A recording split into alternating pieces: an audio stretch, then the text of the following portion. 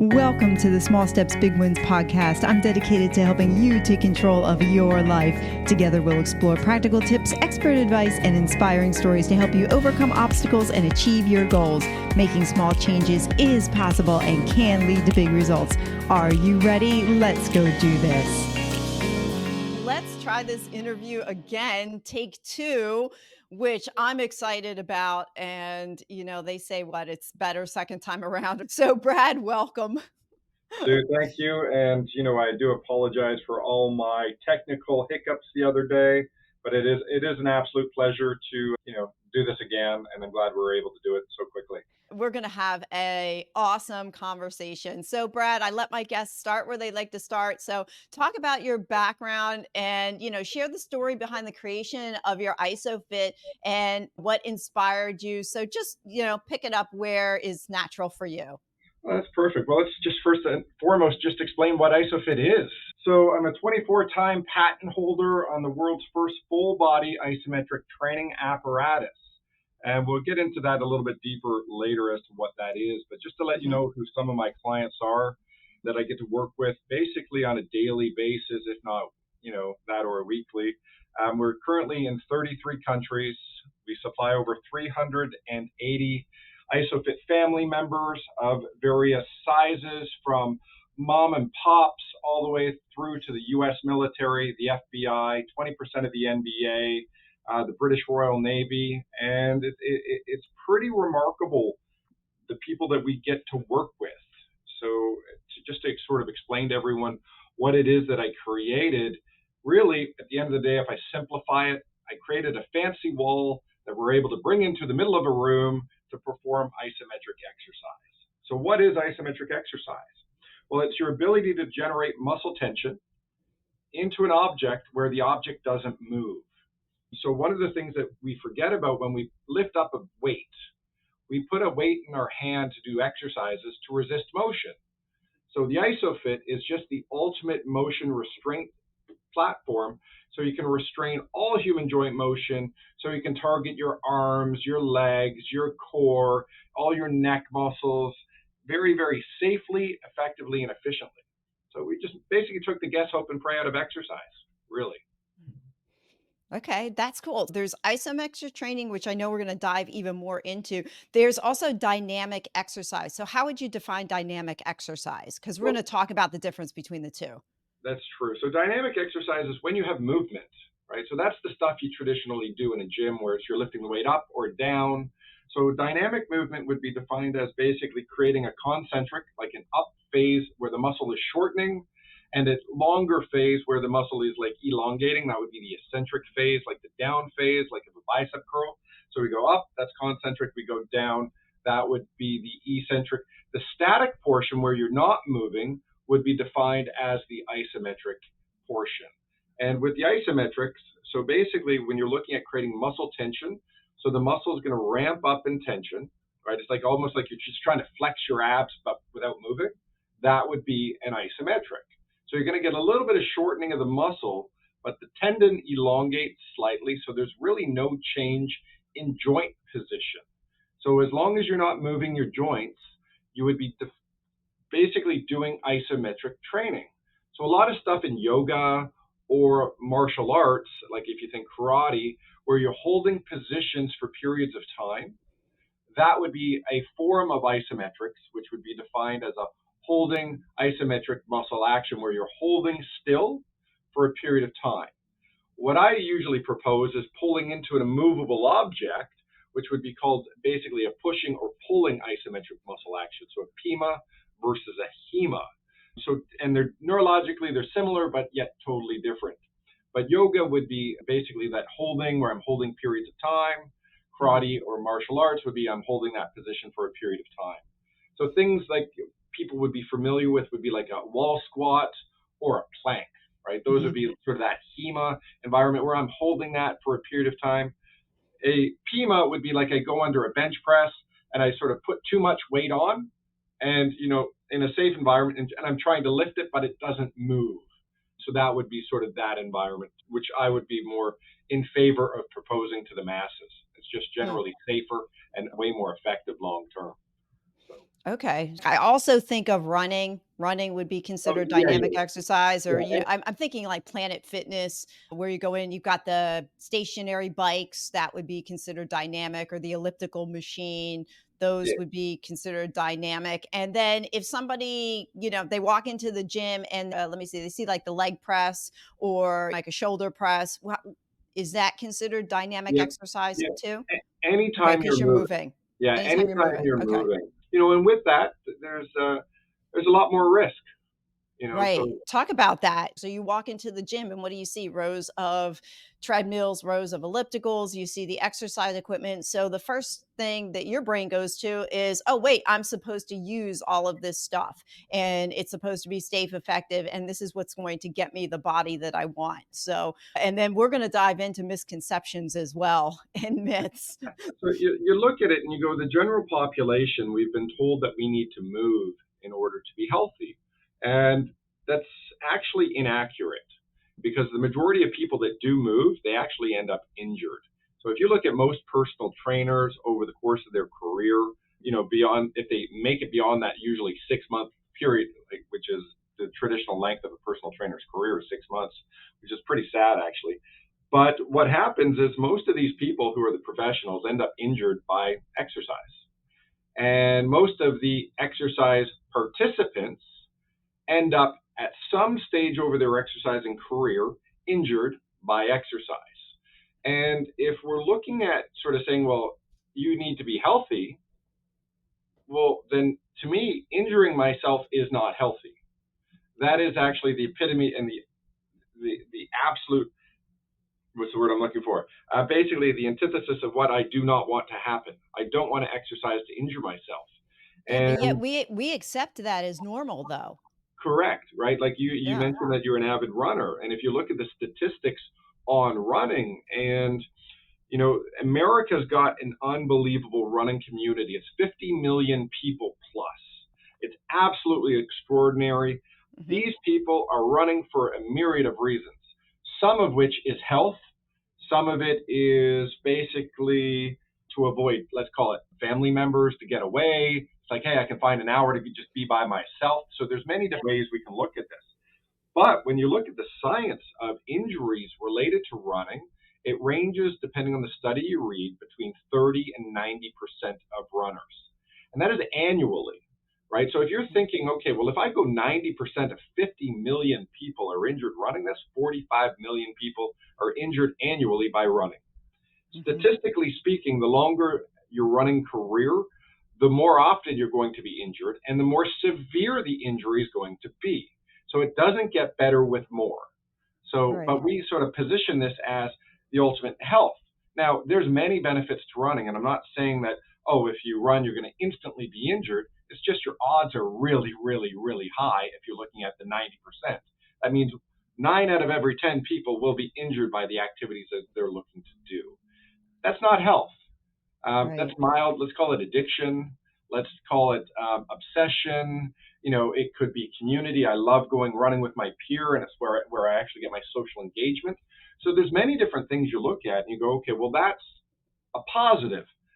But at what point in time do we have to sort of say enough is enough, and we have to sort of either a put a warning label on running, or how do we better prepare for running? And basically, if you look at the science behind that, there's very few things, be it interventions, that actually reduce running risk or running related injury risk. Yeah, because when you think of running, you think of stretching. They say you stretch before you run. Now, me personally, I've been a runner for 20 years. I never stretch. I hit the pavement cold in the Yeah. morning. That's just what I've done for 20 years. I started late. I started when I was 30.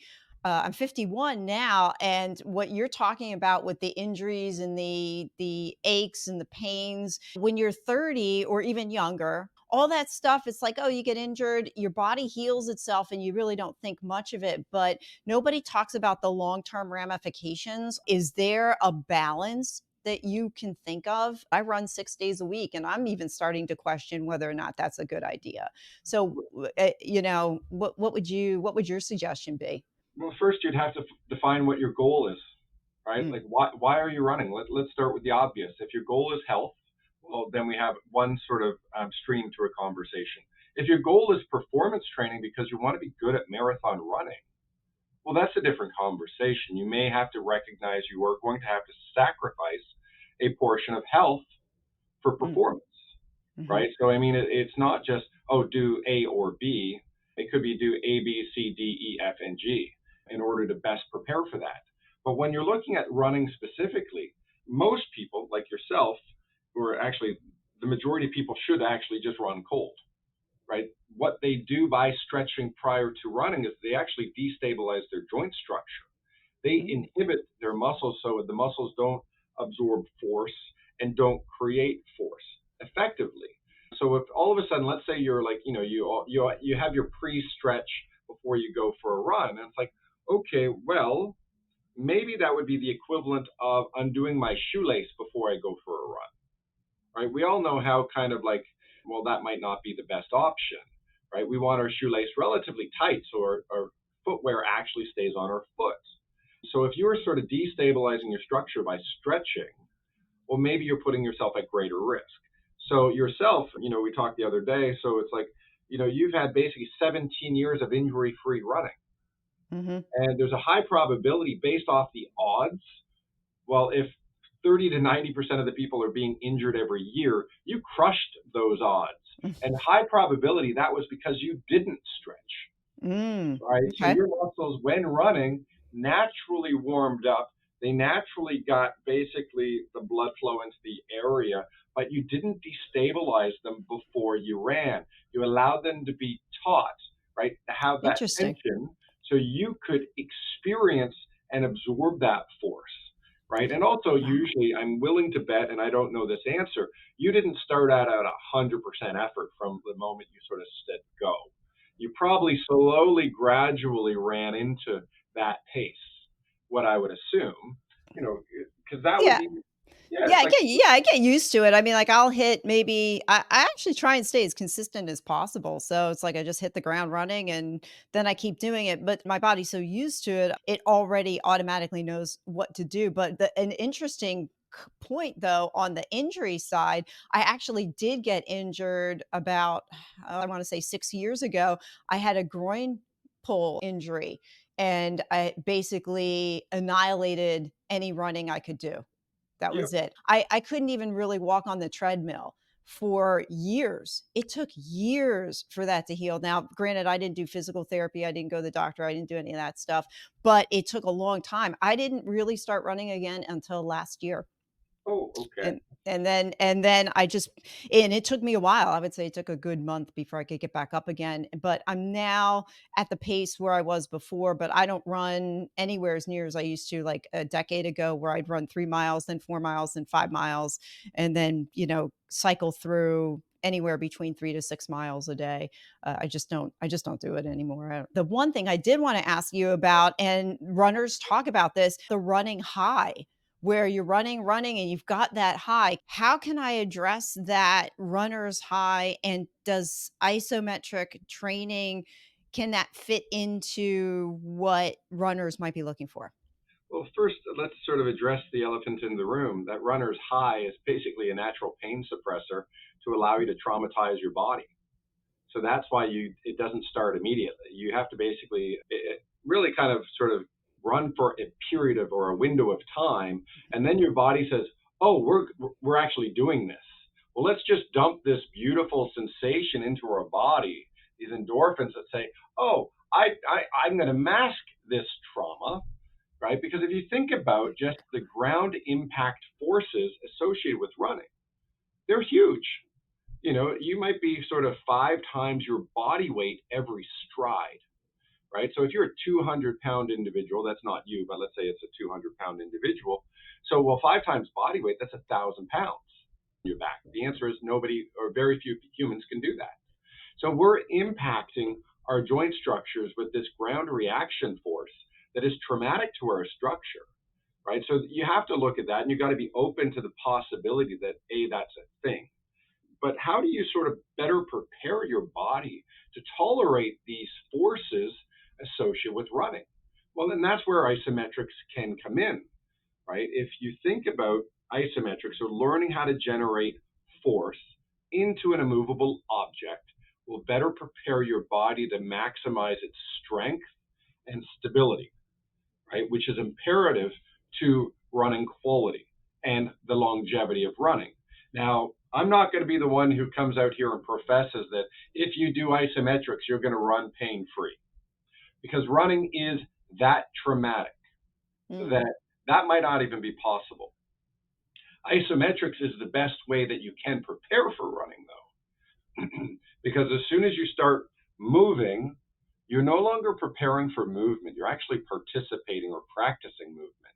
So if you have a corrupt neural pathway, meaning that a signal going to an area isn't optimal, isometrics can help fix that rapidly.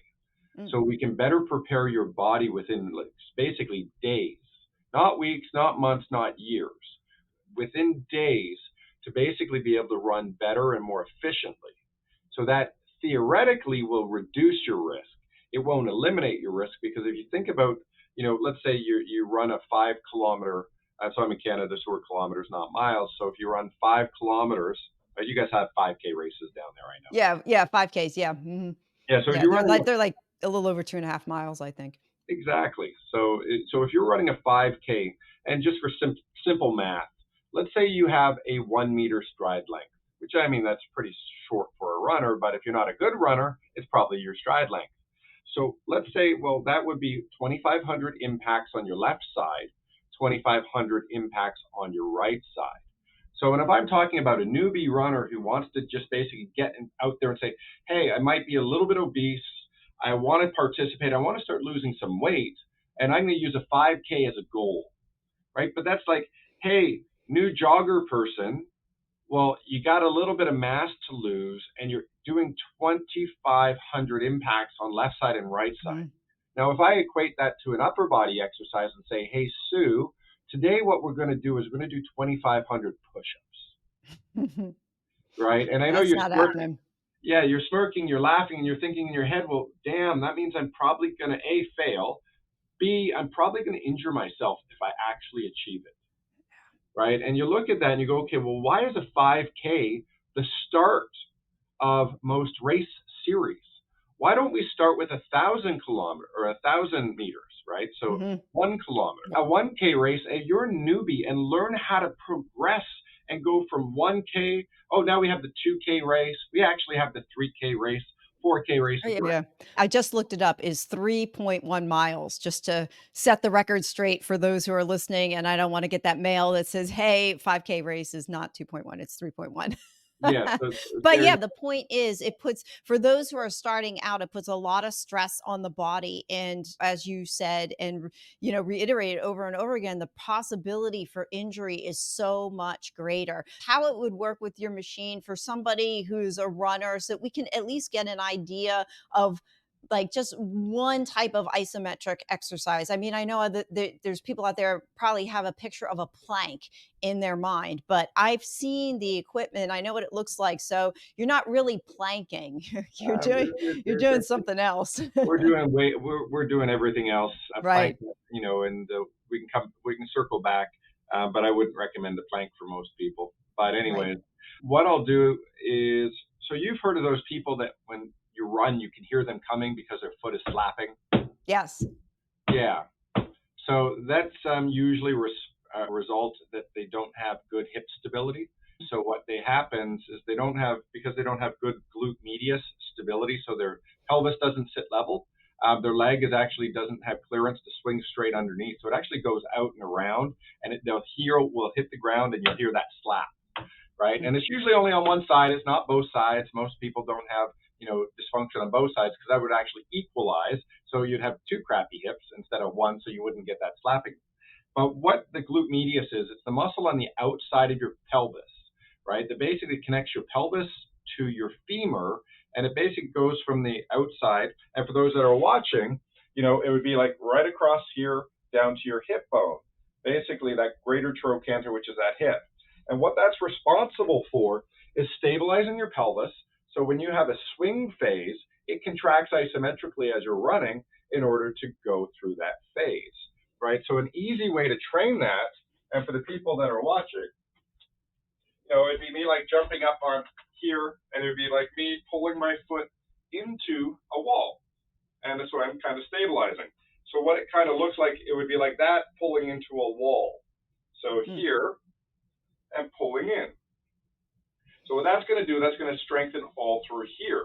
Now, if I wanted to work my bum, well, I would just have to go straight back, contact the wall, and turn it out. And that's the most effective way to train your glutes. Now, because you had a groin injury, if you turned your foot in and pulled straight back, that would Mm. actually help sort of target that inner thigh tissue. Mm. As well, you could also sit and pull across into something that doesn't move, right? Turning your foot out is one way, turning your foot in is a different way. So you have all of these different options that you can use a wall, you can use a door frame. If you're out for a run and you sort of drove to the area you're running, you could use the tire of your car. So once you have the concept of to learn how to restrain movements, well, then I can basically restrain all human movement, right? So if you're sort of the office worker who's got low back pain, well, maybe sitting up in your chair and using the chair as a restraint and learning how to pull back into that chair. So that would actually help increase the strength endurance of those muscles that otherwise, get fatigued and they go, oh, I've been sitting at my desk for hours, which is an isometric action because you're not moving, but you still need that tension in the muscle structure, you Okay. know. So Yeah. there's a Yeah. lot of things that we just have to look at and go, oh yeah, that's where isometrics fits in. Oh, Uh, standing, sleeping, sitting in a chair, driving a car, lifting a dumbbell, lifting my grandchildren. Like isometrics is there in everything we do, like an isometric muscle contraction. So much so they traditionally call it posture, mhm. right? It's like one of Mhm. those things like, oh, okay, posture. I need good posture. That means you need good isometric endurance strength to hold your body in space. Mhm. So, Okay.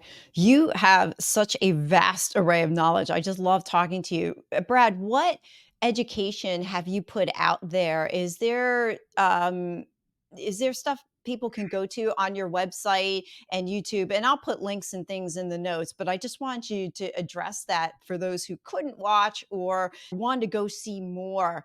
What do you have out there? we have so on our YouTube channel. So we have an ISOFIT YouTube channel. So ISOPHIT. And we have about 15 hours of me just sort of looking at different subject areas. Like during COVID, we put out basically a blog called Zero Velocity, which was basically isometrics for you name a subject, whether it's postpartum, abdominal sort of issues when you're looking at diastasis recti. So women who have had separation with the linea alba, that thing down the center there. So we talked about that in one episode. We talked about neck pain, back pain, golf performance, running performance, like you name it, we basically touched on it. So there's about Oh, 15 awesome. hours of that. So we have about 200 isometric exercise videos or tutorials that you can sort of watch. So that way, whether you have the ISOFIT or, you just want to sort of say, hey, I'm not prepared to purchase this product yet, but I can use a wall and try to mimic what he said in the video, using a towel, using a door frame, using the tire of your wall. For me, it's about getting people doing isometrics. It's not so much, yes, please buy my product, but it's about actually creating a healthier society because what we've promoted for the last 50 years in the exercise industry has led to where we currently are, which is brutal. It's 80% of the American public does not exercise regularly, i.e., belong to a gym. And of the 20% that do, they go to the gym less than twice a week. Hmm. So it's Hmm. absolutely appalling. The rate of injury and obesity or hypertension or heart disease is all at epidemic levels, and we just instantly blame everything. And we go, well, it's the food we eat, it's Hmm. the pharmaceuticals we take. It's like, well, no, it's actually the fact that maybe you're just not doing the right thing at the gym, and you go to the gym and you get hurt, and now you Yeah. have a negative feeling associated with fitness. Now, you mentioned about pharmaceuticals, and when we had our conversation before the podcast, you talked about how you spent a number of years not doing isometric exercise because of your high blood pressure. Could you share that story and what's around that and what you found out. Yeah, so one of the things, so with my designations, I was the 21st person in the world with my dual designations. I went to school for exercise science, or a version of which looked at cardiovascular rehabilitation. So all your different exercise testing, where you'd go into the hospital and get a stress test. So that's what I went to school for. And throughout the whole process, they used to always tell me that if you had high blood pressure or hypertension, you should not do isometric exercise. And the reason I got into the exercise industry in the first place is because my mom's dad died of a massive heart attack when she was 15 years of age, right? So I never met my grandfather. Then subsequently, jump forward a couple of years, I'm now born. I'm 7 years old. I lose my grandmother, and my mom's like 33, like that window, to a massive heart attack. So my grandmother was 68. So I grew up in a house of heart health, right? Like the fear of, oh, you can't really do much or anything like that. And, as a high level athlete, I went to school on a volleyball scholarship. And while I'm in my program, we discover that my resting blood pressure is 150 over 100. And I exercise six times per week, if not more, multi times per day as an athlete. So sometimes I'd be exercising 12 times a week, and with competitions and everything like that. But my blood pressure was 150 over 100, and they were adamant that I could not do isometric exercise because it was considered contraindicated for individuals with hypertension. So they were worried about me increasing my likelihood of a stroke or a heart attack, if I'm exerting force without moving. And so jump forward. So that was when I was 19 years old. So for the next 14 years, I struggled with hypertension. I changed my diet. I exercise more. I exercise less. I changed the frequency, the intensity, the type, and nothing changed. Now, I was not going to go on a pharmaceutical agent at the age of 19. I'm not a massive fan of the pharmaceutical industry. They do great work. They help a lot of people, but they exploit a lot of people as well. But that's a different subject area altogether. So you look at stuff like that, and it's like, okay, so jump forward. I'm now 34 years of age. I got all my designations. I'm really smart in the subject area. Still not doing isometrics for myself because I bought into the messaging before. This is bad for individuals with hypertension, even though I'm doing it for individuals who are suffering pain. So I'm doing a type of therapy that looked at basically restoring the communication to muscle structure. And we did a lot of isometrics there. So we dubbed it neuromuscular reeducation. And so doing this neuromuscular reeducation, so we're helping people with pain, we're helping people with performance. And then subsequently, I hear about a study come over the radio, and this is about 2008, sort of the end of 2007. And it was from McMaster University, which is a local sort of university in the Toronto region, that stated that a single or isometric exercise was great for lowering blood pressure. It was basically produced the result of a single pharmaceutical agent. And I was like, excuse me? Hold on. I've been avoiding this. Okay, let me use myself as a guinea pig. So I created my own little 20-minute isometric routine, which was just using a wall. And within 2 weeks, after a 14-year struggle with hypertension, my blood pressure was normalized. Wow. And you No, didn't do medication, right? So you no, went all those years and you just said, I'm just going to live with the high blood pressure and yeah, take my risks. Okay. exactly. Which, I mean, at the end of the day, may or may not have been the better option. I'm not sure. Time will tell. However, if I can normalize my blood pressure within 2 In weeks, 2 weeks. That's amazing. Yeah. Oh, yeah, and we've had several ISOFIT owners get off blood pressure medication. And it does come with a significant warning. Let me warn you, isometrics is very efficient. So if you are taking blood pressure medication, tell your doctor you're going to start an isometric protocol. You're going to look to lower your blood pressure naturally. Because one of our clients who did this, he's out of Oklahoma City, which happens to be the number one leader in the United States of America for hypertension. If it's not number one, it's number two. So it took him a little bit of time because he was like haphazard with his isometrics. Like did it. But, eventually he got to the point where he was not requiring his medication. He was actually hospitalized because he was taking medication he was no longer supposed to. oh, wow. So he almost, I won't say he almost died, but he had significant health issues because he was Yeah. still taking medication when he didn't need it. Do you So the find a lot of resistance from the medical community um, when, you because it's kind of counterintuitive, right? It's like, oh, you wouldn't think something as simple as isometric exercise could lower the blood pressure like that, but yet there's still evidence out there that says it can be done. the answer is, when I started, I had an ungodly amount of resistance. However, science has caught up. So Mm, now, like the British Journal of Sports Medicine just 2 months ago, and this was pushed out through all the global media outlets, which is absolutely fantastic, was that isometric exercise has now been deemed better than cardiovascular training, resistance training, the combination of both cardio and resistance training, and high intensity interval training for lowering blood pressure in a hypertensive population. So I get far less resistance now, and I get a lot of phone calls now because, and this is something I've been touting, since 2008. Now, it's not my research; it was my personal sort of anecdotal story where it's like, hey, I changed my blood pressure in 2 weeks. This is how I did it. Here's the research. Now, when you explore the research, and this is where I just get frustrated, it goes back to 1969 where mm, they've realized, they dubbed it the isometric phenomenon. So there was a gentleman, he was a US Air Force research scientist by the name of Dr. Ronald Wiley.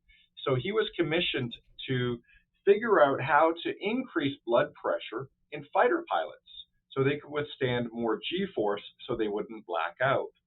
So what they found within the first couple days of their study was, so the goal of the study was to raise blood pressure.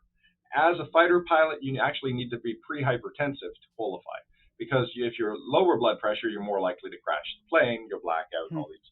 So they're in order to qualify, you have to be pre-hypertensive. So what they found within days starting their trials was that when you're squeezing the joystick or the control stick with your hand and you're sustaining that, what they started to see was a lot of the pilots, their blood pressure started to drop. Mm. So study, well, this doesn't work for fighter pilots. This sucks. Well, let's scrap it. So Dr. Ronald Wiley went out on this sort of tangent and sort of said, well, look at how many people in society actually have blood pressure issues. So he Mhm. studied this for, I think basically to the day he died, which was, probably about a decade ago. It wasn't too far ago or long ago. But what he discovered was basically the foundation of all this research that has stemmed from 1969 to the stuff that just came out a couple months ago, where you're looking at isometrics as a mode of exercise to lower blood pressure. Now, Hmm. the key is make sure you're breathing when you're exerting force, right? Just Right. don't hold your breath and exert force. And a Right. lot of the initial studies was, the purists, well, you can't move at all. So you have to exert force and don't And move. hold your Don't breath. move. No, because I think what isn't it when you hold your breath, you can get those headaches too. There's a medical term for it that eludes Yeah. me that I'm sure but it's It's the Valsalvan maneuver, that's right? it, yeah, and so you have to remember to breathe, Yeah, and it's just an breathe. art. It's definitely an art. I imagine that the information that you have available out there addresses a lot of what we're talking about. With the blood pressure stuff, we have a 45-minute talk on how to explain it. And quickly, Mhm, just to give you sort of the overview, we talk about the cardiovascular system like there's only one component. We talk about the mm, heart, we talk about the arteries. We very seldom ever include the veins in this conversation, hmm, right? So there's two sides to your atrial system. So you have your cardiovascular system. So where you have your atrial side and you have your venous side. The atrial side houses 35% of your blood volume, right? So that's your heart, your arteries, capillaries, and stuff like that. They hold 35% of your blood volume. hmm. Your venous side, which is your veins, holds 65% of your blood volume. So if I actually want to improve the efficiency of my circulatory system as a whole, yes, your heart is important. However, that represents 35% of the equation. If I want to fix it, I need to fix the 65%. And when you're looking at how the blood gets circulated back to the heart, that's basically a muscle pump, right? So the muscles Mm, have to contract and relax, contract and relax, contract and relax. So if you have an inefficient muscular system because you focus on dynamic exercise, right? And I'll say it that way because during a dynamic muscle contraction, the tissue of the muscle has an activation rate of about 88 or 89%. During an isometric muscle contraction, you have the ability to approach 100%. So I can get anywhere between, let's call it 7 and 12% greater activation of a muscle. So meaning it's going to participate more frequently at a higher rate of participation during an isometric contraction than it is a dynamic contraction. So in essence, if I focus on isometrics, I improve the 65% of the equation quicker, faster, stronger, like way quicker than you could ever do it dynamically. And the studies show that when you look at the sort of the success rate of isometrics, or basically they have a success index. So cardiovascular training was a success index of something like 49%. Isometrics is 98. Wow. So to talk about the story of the lady in Mexico, you told me that before, and I really found this story fascinating. And then when you're done telling the story, tie it into, and I also want to talk about diet, where diet fits into all of this as well in her story too. The lady in Mexico, so we have a program called 30 and 30. So it's 30 isometrics in 30 minutes, right? It's not easy. It's challenging. It's safe. It's effective, and it's highly efficient, but it's not easy. So we have this thing called the 30-day challenge. So our partners down in Mexico, one of their clients was Maria. And Maria, she was a larger woman, so let's put her on the obese side of the spectrum. And so she was, hesitant, but she was game. So she's like, okay, well, I've tried everything else. Nothing seems to work. Let's try this whole 30 and 30 isometric, IsoFit challenge type thing. And so this is the cool thing about what we do. So because it's static exercise, there's not much risk, right? So you're just basically contracting muscles into an immovable object. So Maria jumps into this, and she's game. So our only stipulation is there's no dietary change. You don't get to do cardiovascular exercise during this time, and you don't get to lift weights. What we want you to do is actually commit to solely doing IsoFit, right? This 30 and 30 protocol. There's 10 exercises for your lower body, 10 for your core, 10 for your upper body, right? So it's a complete whole body workout in 30 minutes. Each muscle contraction lasts for a length of 45 seconds, and there's a 15-second transition time between exercise 1 and exercise 2 all the way up to exercise 30, right? So the total time of exercise is 22 and a half minutes, and you have 7.5 minutes of rest built in, right? But normally when you go to the gym, you just futz around. You have no structure, right? So, I want 3 sets of 10 and this, that, and the other. But rarely do people actually time the rest intervals. So jump us forward. So Marie, 22 days into the program, right? So she's exercised a total of 11 hours, including the rest period, right? So 25% of that 11 hours is actually rest, right? So, she's not even exercised 11 total hours yet. She's down 3 dress sizes. Wow. And she's exercising every day then, right? Because Right. usually you hear that, oh, you're supposed to have a rest day. You hit the gym No. hard and then you rest. So ISOFIT, you don't need that rest, but you can, oh my gosh, that's amazing. So the key is consistency. The key is Consistent. not effort, right? Like most people, they exercise to the point of injury that requires rest because they actually have to rehab. Well, that's just, pardon my language, that's just sheer stupidity. Why would you injure yourself exercising for the goal of getting healthier? It makes no logical sense. Versus, let's say, the wall behind me, let's say my goal is to touch that wall. I do not have to tie my hands behind my back and run head first. That's how we approach exercise. Let's do more. Let's push it harder. Let's do this. It's like, no, I want to show up tomorrow, the next day, the next day, and the next day.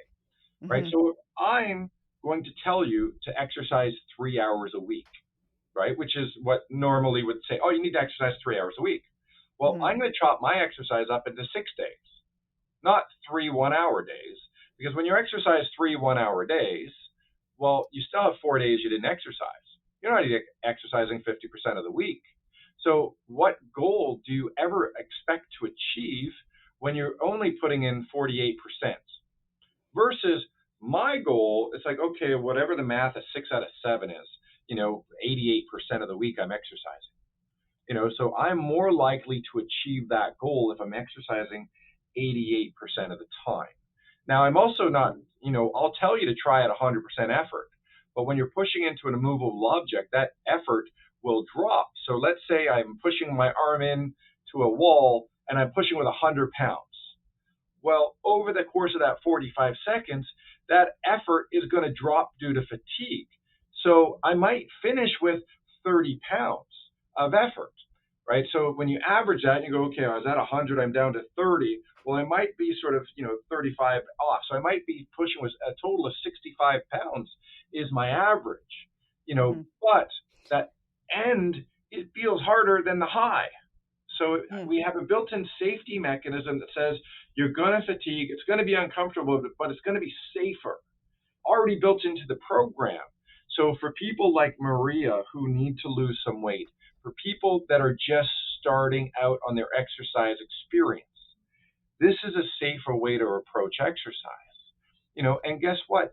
If you're new to exercise, don't try at 100%, even if it's going to drop off. Start at 50%. Because the goal has to be future participation. The goal can't just be, I got to kill it today and end up having a negative mental experience such that it actually harmed me.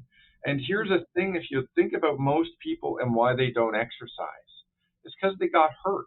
They have a negative experience with exercise that often started in gym class when they were kids. They were a little bit obese and they told them, go run around. Oh, they get laughed at. They're not coordinated because they might have a giraffe structure where they're tall and gangly and they get hurt because the coach, be it the physical fitness teacher, didn't have a clue about physical fitness because they happened to be the librarian trying to fill in and do something good for people. But we have to approach this like we're medical doctors with that sort of, hey, we're creating internal change. So we really should go and understand what's going on internally. So what's your thoughts on diet then? So obviously you told Maria she didn't change her diet. What are your thoughts? Diet can enhance or harm. I'm not a dietitian, so I tend to stay away from that subject area. I like to stay on my own lane. Eat a sensible diet, and what that means to the individual is, to each their own, because it really is goal dependent. I'm of the belief that if you do wish to lose weight, maybe you have to look at your energy expenditures, right? Like if you're matching your energy expenditure, well, you're not going to lose weight. If you're exceeding your energy, or if you're consuming more than you're burning, well, you're most likely going to put on weight. Now, the interesting thing is when you explore isometrics, I mean, we have an unbelievable cheat code relative to fat loss. Now, here's where it gets What does that really, mean? What does that mean? oh, A cheat code in relation to fat loss. What does that oh, mean? well, basically with isometrics, so 30 seconds of isometric muscle contractions at a maximal level, like you're trying to squeeze really, really, really hard, burns the similar amount of calories on a per muscle basis as maximum sprinting. Oh, wow. So isometrics has the ability to burn fat at the rate of maximum sprinting on a per muscle basis for a specific period of time. So the studies sort of looked at 30 seconds, right? So if I'm sprinting as hard as I can, and the study or the comments were basically to the vastus lateralis, which is the outside thigh muscle, otherwise it's part of your quadricep group, right? Your quads, that upper thigh muscle. So what they looked at was 30 seconds of maximum isometrics versus 30 seconds of maximum sprinting. So sprinting burns more calories. It just doesn't work the whole time. So what happens in that 30-second window, because you're squeezing the muscle the whole time, the muscle is burning calories the whole time. With sprinting, because it only works a proportionate period of that 30 seconds, it's only working a period of time within that. So let's say it's half, right? So they burn similar calories. So if you're looking to burn fat, well, isometrics, well, it's actually as efficient, or it's actually more efficient because it's actually doubled the But caloric expenditure for this time period. Right. But if you're sprinting, you're also putting all that trauma on your body as well, which is just, we talked about running and when, what was happening when you run. So I guess, equal for all said, isometrics is way better for the body because less likely an injury and you're not doing the pounding that has to happen. Cause I've sprinted on a treadmill at 30 seconds. And if you're not a runner, that's not easy, Oh yeah, to maintain something for that long. imagine being out of shape or obese. It's probably not the recommended place to start. And I'm not saying Right. if you're in shape, if you're in shape and you have the strength and everything like that, but sprinters are highly trained physical specimens with years of training behind them. Just because you're an average Joe going, hey, I read it in this magazine or I saw this Yeah. YouTuber or Instagram celeb going, hey, you need to throw in sprinting. Well, that might be the most moronic thing you could do as a new exerciser or even a slightly seasoned or aged exerciser. I'm You know, guilty. yeah, totally. And the risk just outweighs the benefits. Now, here's where it gets really interesting with isometrics and fat loss. So one thing that individuals with metabolic conditions, let's call it obesity, so they have a reduction of blood flow into adipose tissue. So it's a defensive strategy the body has in order to not basically keep filling these basically fat cells with fat. So it basically just sort of down regulates the ability to actually access these stored areas. So with a dynamic exercise protocol, right? So when you do movement exercise, you're going to run out of oxygen if you're doing cardiovascular training. The brain says we need oxygen into that muscle. Send blood flow to that working muscle. So that happens. It's called perfusion. So the blood goes into the muscle, the blood goes out of the muscle. Everything's fine and dandy. During an isometric contraction that is of a longer hold or a longer period, 45 seconds, 90 seconds, like that window, well, you're still going to run out of oxygen within that muscle. Your brain is going to send that oxygen to that working muscle, but because it's still squeezing, so we will call that occlusion, right? So it's still Mhm. occluding that tissue or that blood flow into the area. So what they've seen in the research, and this is on a localized area, right? So not broad spectrum, not whole body. So if I'm contracting my quadricep and it's for a longer period of time, the brain will send oxygen to that muscle, and obviously you need blood flow to transport that oxygen. But because the muscle's still tight and it's still squeezing, that blood flow gets actually diverted into the local adipose tissue. Right. So, and what they've seen is there's an increase in blood flow to adipose tissue at a rate approaching 700% greater.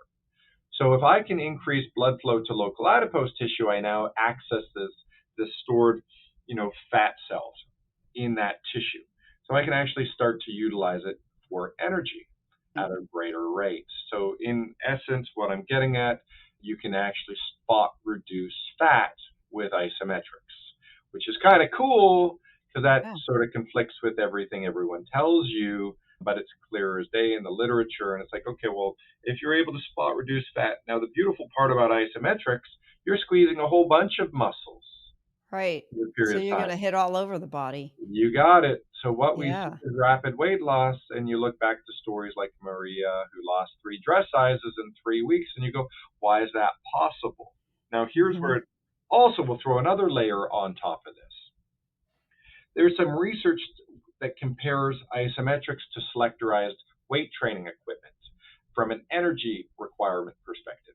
What they found was basically 1 minute of sustained isometrics was the equivalent of 6 minutes of resistance training on selectorized equipment. Oh, So, wow. right? Okay, so yeah, so that just if I'm understanding you correctly, so if I go 6 minutes into the gym and I'm gonna do bicep curls or tricep push downs for 6 minutes, that is I can translate that into 1 minute of work on isometrics. Is Kind of, that yeah, right. And then kinda? Okay. you look at our programming, right? So if we extrapolate a 30-minute program, right? So 30 Mhm. times 6 is 180, right? Which is 3 hours, right? So if I can Mhm. sort of all of a sudden say, hey, Sue, what I want you to do is I want you to exercise 18 hours this week. And you go, well, I don't have 18 hours. But Right. all of a sudden I can compress it into 3 hours, right? And you start to explore the results that we typically see with 30 and 30 participants. If I just blew that out over 6 weeks and I said, okay, well, what I'm going to see is I want you to sort of compress 6 weeks worth of training into 1 week. That's kind of what we see, you know, and, Wow. That's you know, incredible. I'm excited. The more I talk to you, the more I'm like, I'm not sure I really want to go do the running anymore because, as I mentioned before, I'm starting to feel effects like joint pain in my hips. And that's not very appealing to me right now, even though I like running. I want to take care of myself for the long haul so that when I'm 20 years out from today, I'm not having even more issues as well. So I'm excited about that. So yeah, yeah, I'm so glad that you and brought that up. now and this basically is a story of it sounds too good to be true, Yeah, right? Is really what it is.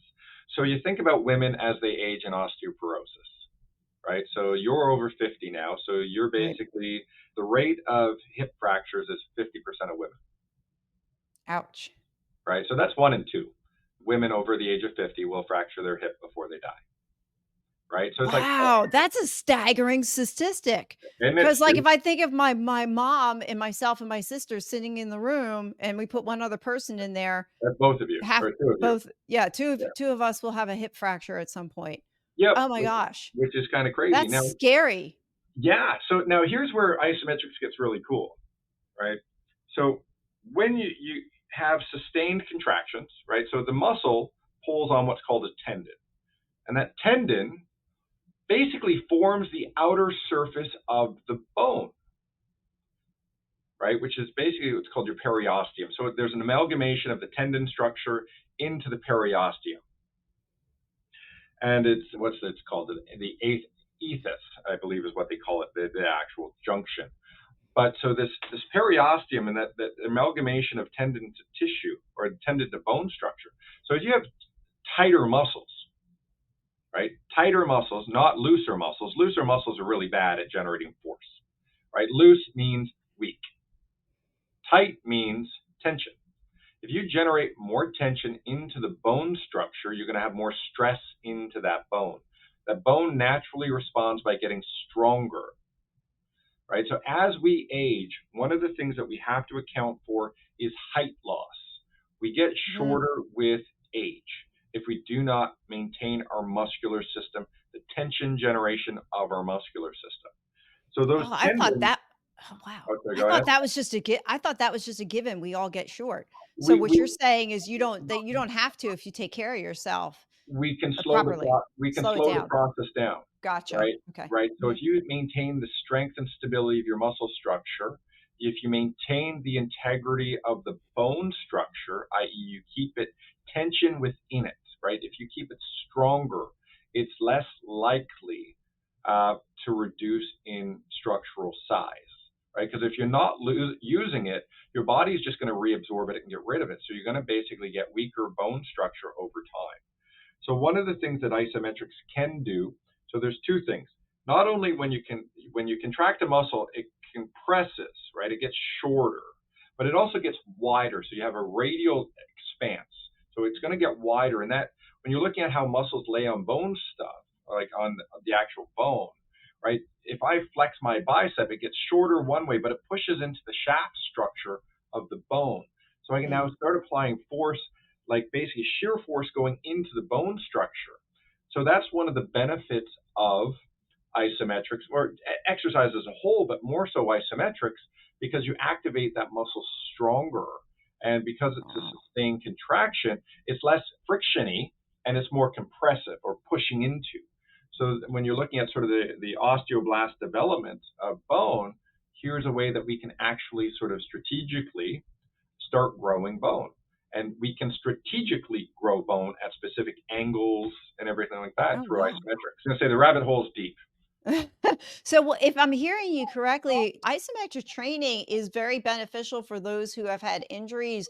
Would you say like fractures, broken bones, things like that, where you can actually make the body stronger around those areas? And I'm thinking we can use isometrics to basically strengthen the body to kind of lessen what the aging process is going to do to us on the back end. Did I hear that correctly?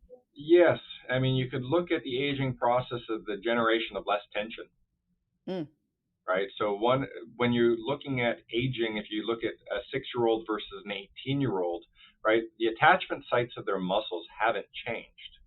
The muscle length has changed. The compression of the muscle has changed. So it's like basically you're born with a rubber band and then you grow. mm, As you're growing, you're getting more tension. Then you hit your peak height at around 28 years old, and then you start to shrink a little bit. And then all of a sudden, you're taking that tension off that band, and then all of a sudden, life stress trauma comes along and starts like playing, like wreaking these havocs. And it's like, okay, well, I don't have the time to exercise. I might be a new mom. I got a new job. Like all of these factors play into the I'm just putting myself on the back burner. I'm not putting myself as a priority, as right, opposed to what we've been able to do with like our 30 and 30 protocol. We found you time. You don't have to go to the right, gym for half or an right. hour, and cut Do it you, down. Do less of it. that's amazing. First of all, the 30 minutes, I think anybody can kind of find 30 minutes in your day. One thing we didn't touch on or talk about is stress reduction.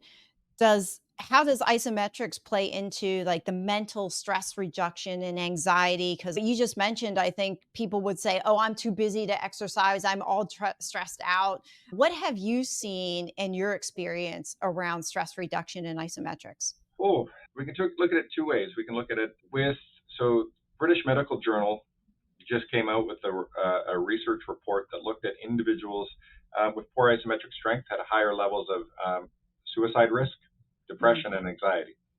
Right. So if you're not being held together properly, why should things work properly? Right. Like if you have general aches and pains, or you don't have that physical confidence, that's going to start to relate to potentially self-image issues. Right. Like, oh, I don't look at myself in the mirror. I don't have the confidence. You see those people when they walk in the room with, you see a confident person, they look confident. You see a non-confident person, and well, they're usually in that slouch forward posture. They're not engaging their structure, right? So you can look at it from that perspective. But one of the things that we also have to approach, and if muscles aren't doing their job, blood flow to your brain is not occurring mm, properly, right? You, so there's that aspect. If you have a level of pain or discomfort, it oftentimes is a function that your muscular system isn't supporting your structure properly, right? So let's look at the word stress.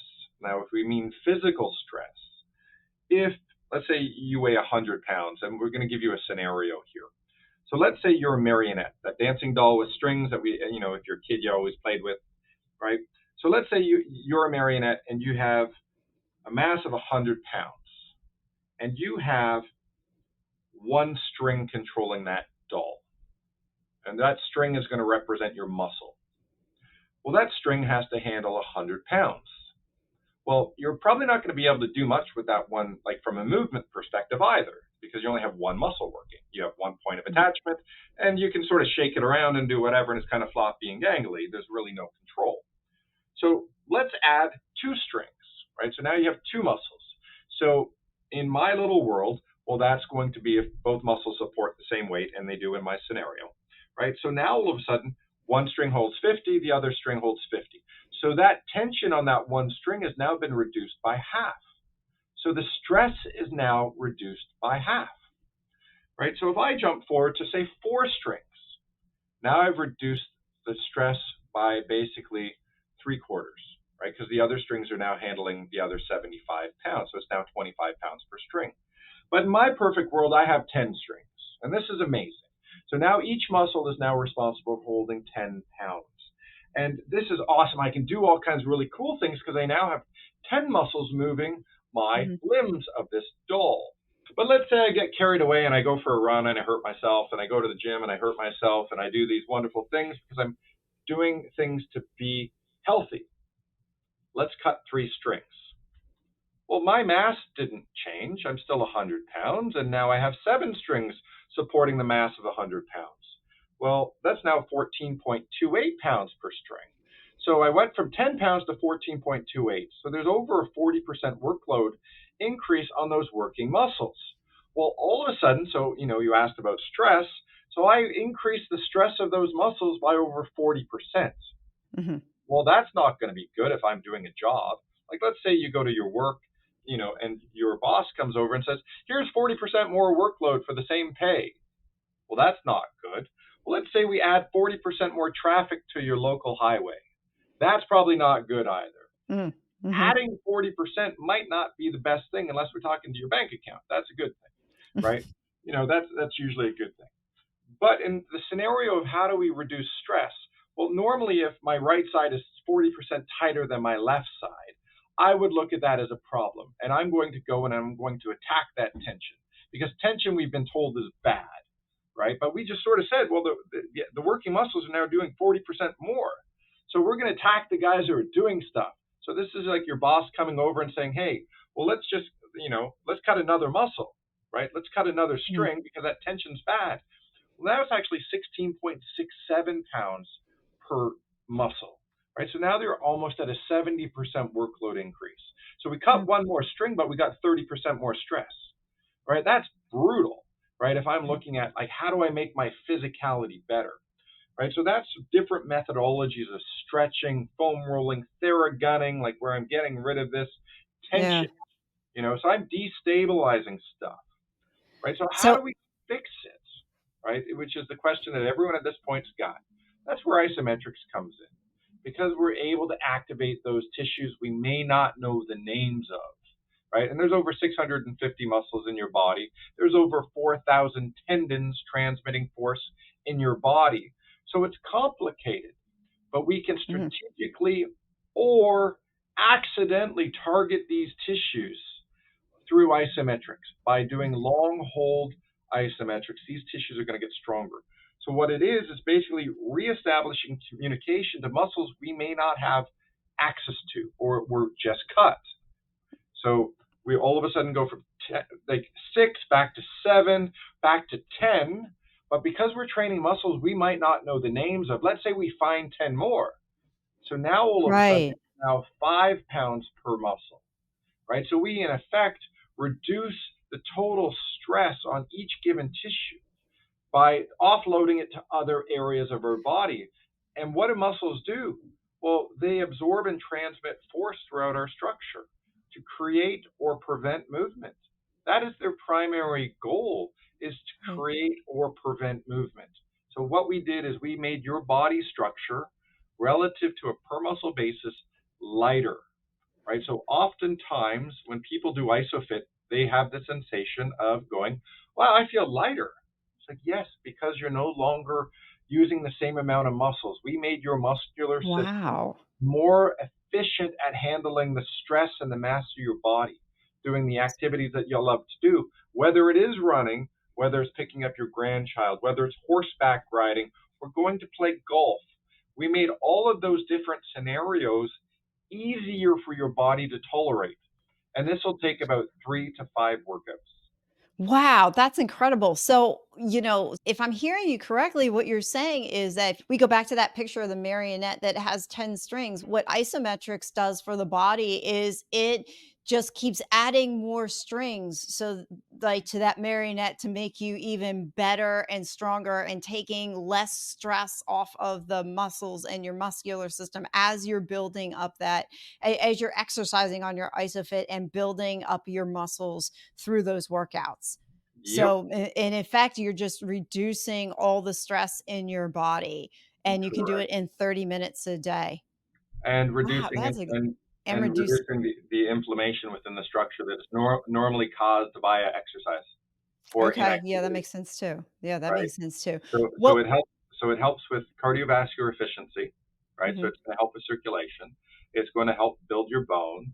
It's going to strengthen your tendon. It's going to enhance your nerve conduction to muscles you might not know the names of. It's going to expedite fat loss. It's going to make you stronger. It literally is the holy grail of what everyone's been looking for. It's just I put it together and said, hey, here's the best way to exercise. Now, if you have a goal of like, I want to run, do isometrics, practice running. If you want to be good at basketball, do isometrics, practice basketball. Same Right. for volleyball, triathlons, all of these other things. Doing general gym exercise might be a really kind of a waste of your time if you want to be good at a specific thing other than general gym exercise.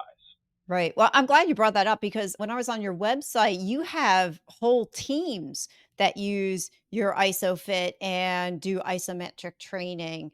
Do you want to like talk about how they use it?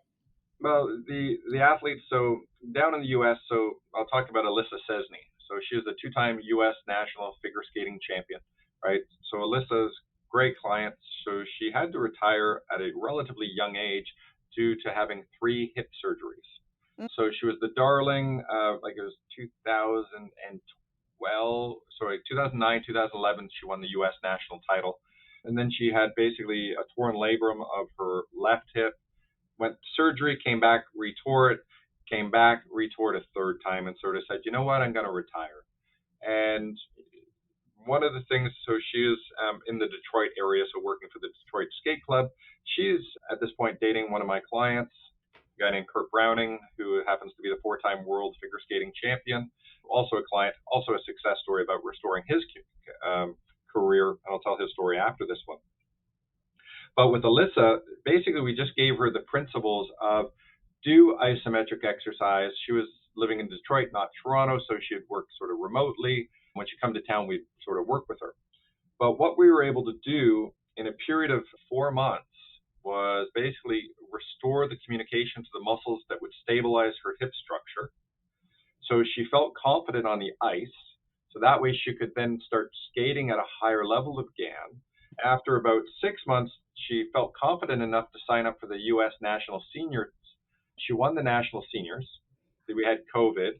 Then she won the season after that. So basically replicating 2019, 2021. So a decade after she won her first initial sort of overall national title, right? And figure skating is not easy. I mean, you're on No. blades, skating on ice, doing it to music, while spinning and turning and all this other stuff. So it's like, okay.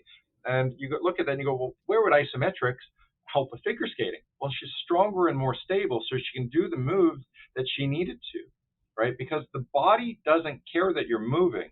You're isometrically contracting in that movement to maintain joint position, right? And a wicked conversation, which we won't bring up today, but when, you know, your tire is rolling on a car, like when your tire is rolling, the contact point on the ground actually doesn't move. Which is very, very weird. Doesn't matter how fast you're going, it doesn't actually move, which is Right. kind of an isometric, to be honest. So Wow. there's all these things that we have to look at from a movement perspective. So Alyssa, we helped her basically restore her career. She was able to go from not doing jumps really to being able to do triples, qualified, and did 2 years of Stars on Ice. So she traveled and Wow. restored her Yeah. career. So we have that level. We have Kurt. What's Oh, sorry, go ahead. Yeah. No, I was gonna say, what's one thing that you thought would be hard about your ISOFIT, inventing it, or the growth of your company that really wasn't? And what's the one thing that you thought would be easy but turned out to be really hard?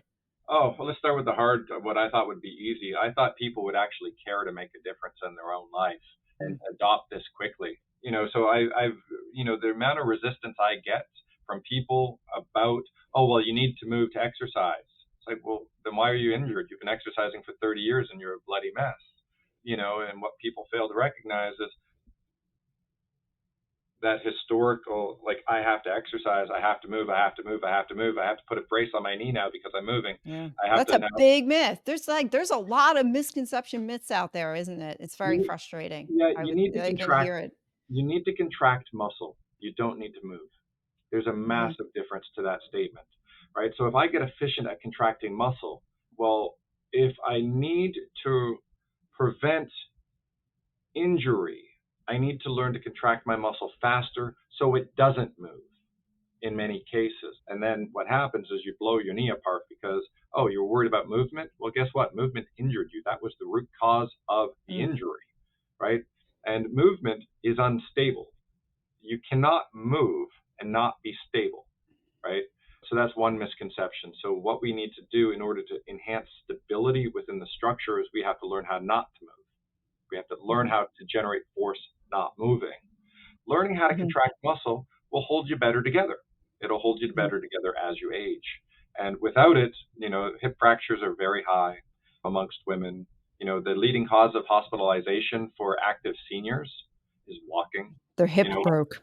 yep, they fell, they Yeah, broke. they fell. Yeah, you hear that all the time, grandma fell. Well, Yeah, no, grandma's hip broke and then it caused her and, to and, and fall. then she Yeah. fell. And that's just a function of her bone couldn't handle her mass. And that, Right. as I said, that's Right. relatively easy to address. What You did know, you think that was gonna be hard that wound up being easy? getting our patents. Mm. That was just that literally we were so early, and it was interesting. So I was introduced to my patent lawyer, and the whole process was relatively easy, expensive and scary, but easy. We went through it in 2009. So at this point, nobody in the world was talking about isometrics really. So he did a patent search in the U.S. patent office, and what he came back with me and said, "Oh my God, I've never seen this before." And I was like, What do you mean?" And he's like, "Well, so within the U.S. Patent Office, in the world of exercise, there's a subclassification for isometrics." And he's like, "Well, there's virtually nothing in here for isometrics.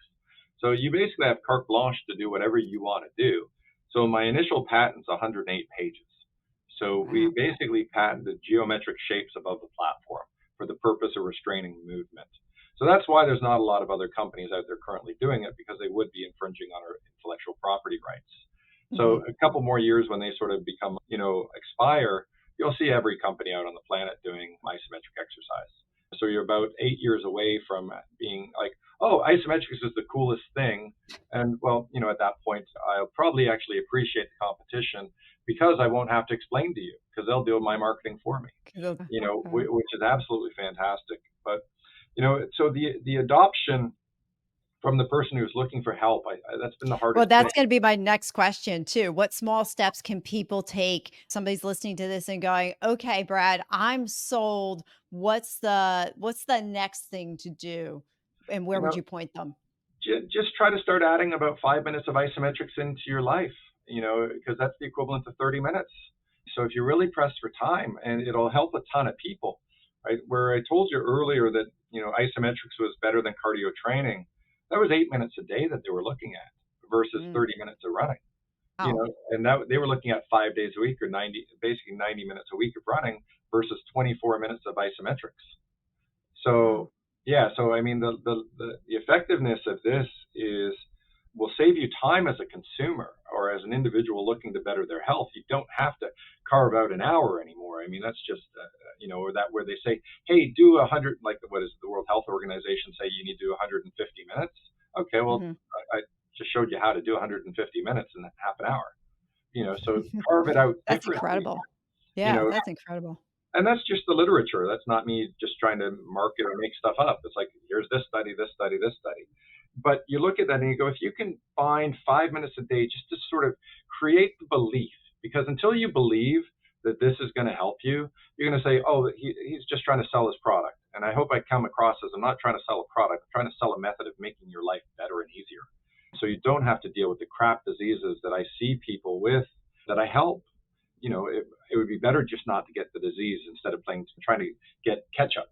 Yeah, Interesting and subject. So I started working with a guy with kidney failure the other day. So he's looking at potentially having kidney transplant, and he's now looking at his goal is not to go on dialysis. So he does. So day 2 into his workout, he's like, I feel stronger already.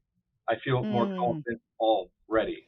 And this is a gentleman who's lost over 50 pounds. He used to be in the health sector. He's lived a healthy life, right? He just got crap genetics and was basically, this is a genetic disease that he has. And unfortunately for him, he's probably going to have a tough rest of life. mhm, However, if we can improve the quality of his life by maintaining his strength and stability and muscular system, he's going to feel better about himself, right? He's going to have a mhm. little bit more confidence. So start with 5 minutes. go to 6 minutes, work your way up to half an hour. If you ever want my product, I'm here, buy it. If you don't want to use a wall, use a towel, use, a door frame. There's many different things that obstruct movement. We just made it super easy and convenient. Um, Yeah. And I heard you mention about mindset and people believing that this is going to happen. What are your thoughts? How do you feel about mindset and belief, you personally? oh, wow. I live my life on a work back schedule. What do I want to achieve? Work back from that point. I've achieved stuff that, oh my God, I cannot believe that I'm even here. Like it's crazy. Both from, I have 20% of the NBA using my product. The U.S. Army called me. I don't have a workforce. I don't have salespeople calling. Like all of these clients have basically called me. They found me through social media, whether it's a podcast or just the ungodly amount of stuff I post on, whether it's LinkedIn or Instagram on the daily. But all of our growth has been word of mouth. It is other Mm, people telling their peers, "Oh my God, have you used ISOFIT? You have to." Like that's how we ended up Hollywood's newest celebrity workout, mm, right? Because mhm, the strength coach for the Cleveland Cavaliers told his friend, a guy named Jason Walsh in Hollywood, and Jason trains the who's who of Hollywood celebrities, right? Everyone from and I'm not saying these people use my product. I'm saying Jason has worked with these people. mhm. Bradley Cooper, Scarlett Johansson, Matt Damon, Jake Gyllenhaal, Zoe Saldana, who does use ISOFIT because she was in a magazine sort of saying, "This is my Hollywood workout," which, thank you to all the gods, everybody's God above us, looking down on this because we're helping so many people. I think, everyone out there is, trying to help, trying to push this forward. But from a Yes. mindset perspective, man, I just have a belief and a mission to help people. And what governs my day in every decision that I make is create health, change lives, and give back. So if I'm able to do one of those three or all three at the same time, I win. That's my goal in life. Like I have a legacy product. I created something that's going to exist far beyond my passing. I'm going to help thousands, if not millions of people improve the quality of their Mm. life through what I do. We see it daily with the people that participate in isometric exercise, whether it is through isometrics with ISOFIT or not. It's just one of those things, and my access to the individuals that I get to experience and talk to is tremendous. Wow. You know, Brad, you truly are a visionary. So you just touched on, your vision for the future of isometric training and what you want to see happen in the upcoming years. Was there anything else that you wanted um, to touch on? that's it's we're going to be in every gym. We're going to be in every health club. We're going to be in every golf club. We're going to be everywhere. Because at the end of the day, if you want to perform the activity that you love to do, you need to do isometrics, right? It's just a function of that. So it's my long-term goal is basically to realistically sort of check out, hang out with my daughter. Hopefully, she has some kids at one point in her life. Hang with my wife and my grandkids. And one of the things that I've been blessed with over the years is because I am that visionary. And this is a story and a moment that I'm so proud of for all my work that I have done. I managed to purchase an 11-acre oceanfront property with Hmm. basically 1,500 feet of shoreline on a 140-foot cliff overlooking the Bay of Fundy, right, which is just north of Maine. And it is the most magical property on the planet. And now, before you think that I'm bawling and I'm like rolling in cash, I found it on a website, the equivalent of Craigslist, for 90,000 Canadian dollars, which would be the equivalent of 52,000 US dollars.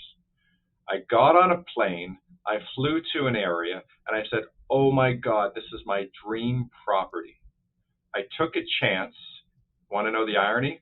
It's called Chance Harbor, Oh, wow. right? And it's like literally, it's like the script is written because I've always wanted to own an oceanfront property. And Oh, that's beautiful. here's one that I could afford. Here's an area I've never been to in my life. And I found it on a discount web, like literally Craigslist, when I just Googled oceanfront properties, East Coast Canada. And this thing popped up, and it was like on page 32. And it was just that persistence of look and look and look. And there's a knockdown home on the property, and it looks like it basically has got mold on it. It turns out it's sea rot. But I've never been really, I don't know what sea rot looks like. But it was abandoned, and it was on the market for 12 years. Wow. Right? And Wow, that's amazing. It was saved just for you. it The truly universe, was. God, whatever you believe in, that was just waiting for you to You come know, along. That's an awesome story, yeah. especially one about like just vision and our mindset, how we put those things out there and what we speak into the air, into the universe, we need to be very careful with because you never know how that's going to manifest itself or what that looks like. Yeah. So, And Brad, oh, go ahead. and then you have to be actionable, right? You actually You have to have get to on the plane. You have to phone the person. You have to take follow through, action. right? And that's the key. It's great that you have a mindset, but if your mindset says don't, like I just have an ungodly belief that I will achieve what I'm going to do. People look at me and they go, "You're crazy." I'm like, "Yes," and I have an attitude Thank that you. yeah, it's like if you hit turbulence, speed up, right? Right. You don't slow down in turbulence.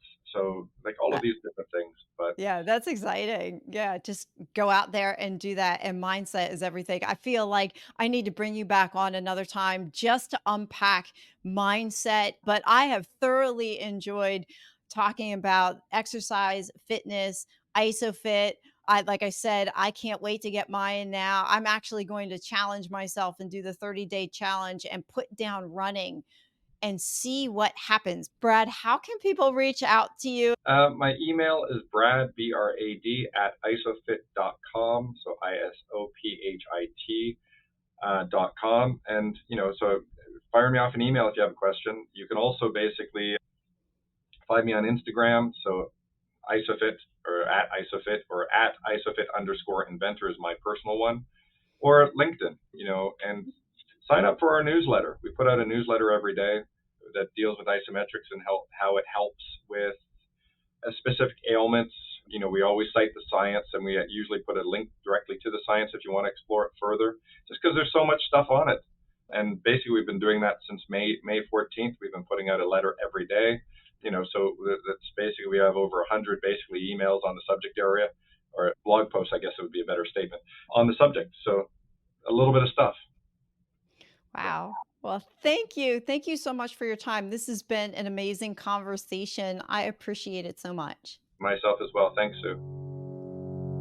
Thank you for listening to another episode of the Small Steps, Big Wins podcast. I value your time with me, and I seek to make every moment count.